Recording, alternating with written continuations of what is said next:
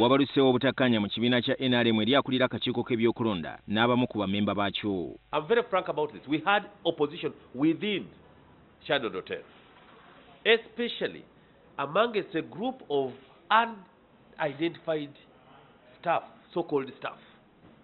Balina ebitiibwa bingi bannange kubanga bwe ndaba Dr. Odoi ayogera bannange. Nze mbyogera sifaayo kuba ndi mukazi mukulu. Nze ngenda kuba mupolitiki sifaayo. Naye Dr. Odoi w'onooba otambula bw'otyo tujja kumalako ssebo. Dr. Tanga Odoi nga yakulira akakiiko k'ebyokulonda mu NRM yagugulana na Amelia Kyambadde ng'ono yaliko omuwanika w'ekibiina kino era ng'entabwe eva ku byakwewandiisa. You must have a hard layer or two layers of skin to work in Tanga Odoi. These are groups of people who claim they are veterans. Some claim they are members of NEC. Others claim that they are security people. We don't know.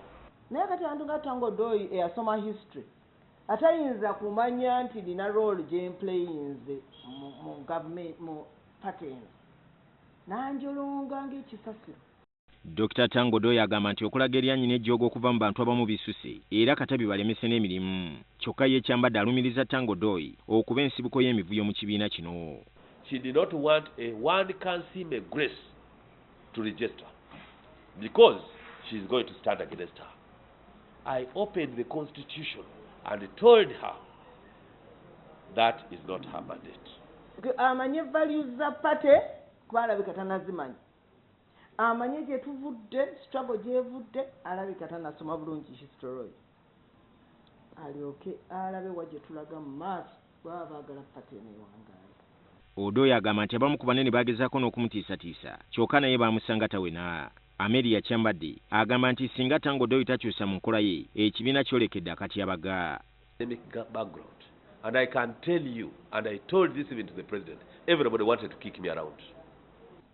Nze nange ndi muntu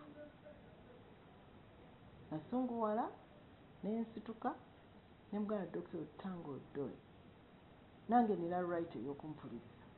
Minisita Kyambadde era ategeezezza nti okusinziira ku bigenda maaso mu kibiina ye ayolekedde okulekulira emirimu gy'ekibiina akola ebibye. Wabula ye Tanga Odoi agamba nti bali ku mulamwa gwennyini ogwabakwasibwa era y'ensonga lwaki ekibiina kisobodde okuŋŋaanya ensimbi ezisoba mu buwumbi buna okuva mu kwewandiisa okwakaggwa.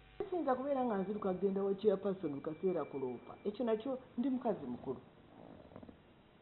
Bano baana bato bakayingira emirimu ntandika okugenda nga mbaloopa lwaki mboonoonera naye naamala ekisanja kino ngenda kusivula ekyo nkidikiraninze ku TV lwa mbeera zaaki za secretariat. Tekimanyiddwa oba nga ababiri bano banaasobola okutegeeragana ku lw'ekibiina. Dini Lobo wa Sava, NTV, Akawungeezi.